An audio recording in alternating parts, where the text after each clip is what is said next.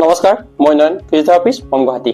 আমাৰ sciatica pain relief সিৰিজৰ আজি 10 number দিন, মানে আজি শেষৰটো দিন। সাইটিকা পেইন ৰিলিফ সিৰিজটোৰ আজিলৈকে মই 9টা ভিডিঅ' আপলোড কৰিলো আৰু আজিৰ ভিডিঅ'টো হ'বলৈ গৈ আছে 10 নম্বৰ ভিডিঅ'। যদি আপোনালোকে এতিয়ালৈকে এই সিৰিজটোৰ আগৰ ভিডিঅ'বোৰ চোৱা নাই, তেন্তে প্ৰথমে আগৰ ভিডিঅ'বোৰ চাই আহক, তাৰ পিছতে এই ভিডিঅ'টো চাব। কাৰণ সাইটিকা পেইন ৰিলিফ সিৰিজটোৰ মানে এই সিৰিজটোৰ গোটেইকেইটা ভিডিঅ' এটা আনটোৰ লগত ৰিলেটেড। সেইবাবে প্ৰথমে আপোনালোকে আগৰ ভিডিঅ'বোৰ চাই আহক, তাৰ পিছতে আপোনালোকে এই ভিডিঅ'টো বুজি পাব। আশা কৰো আজিৰ এই 9 নম্বৰ দিনত আপোনালোকে বহুতখিনি সুস্থ অনুভৱ কৰিছে। আজিৰ এই 10 নম্বৰ ভিডিঅ'টোত আমি আলোচনা কৰিম কেনেকৈ আপোনালোকে চিৰদিনৰ বাবে সাইটিকাৰ পৰা মুক্ত হৈ থাকিব পাৰে, আৰু লগতে আপোনালোকে কেনেকৈ উঠা বহা কৰিব পাৰে, তলৰ পৰা কেনেকৈ বস্তু উঠাব পাৰে, আৰু লগতে আপোনালোকৰ ভংগিমা আৰু পোশ্চাৰ কেনেকৈ ঠিক কৰি ৰাখিব লাগে সেই বিষয়ে আলোচনা কৰিম।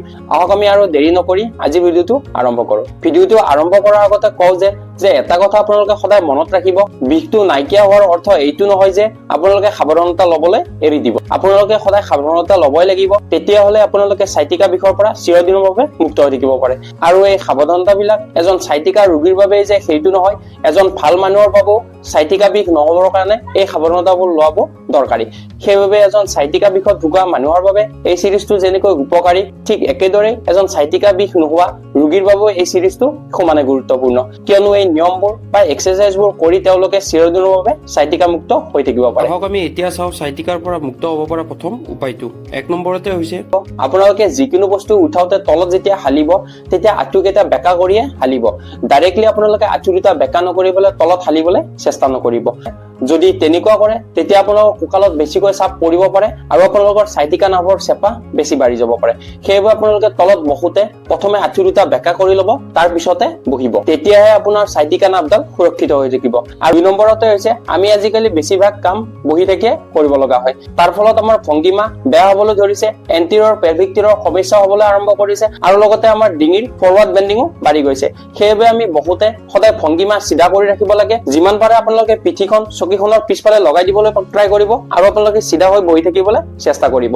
আৰু ইয়াৰ লগতে আপোনালোকে প্ৰতি 30ৰ পৰা 40 মিনিটৰ মূৰে মূৰে কামৰ পৰা উঠি পেলাই 1 বা 2 মিনিটৰ কাৰণে খোজকাঢ়ি আহিব।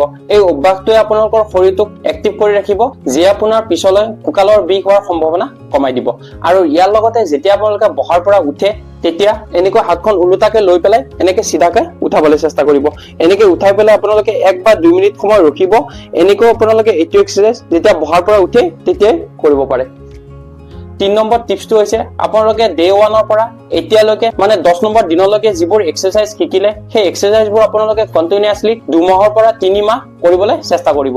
আপোনালোকে মাত্ৰ 10 দিন বা হঠাতে কৰিবলৈ এৰি নিদিব, কিয়নো এই এক্সাৰচাইজবোৰে আপোনালোকক মাত্ৰ 10 দিনতে সাইটিকাৰ পৰা মুক্ত কৰিব নোৱাৰে।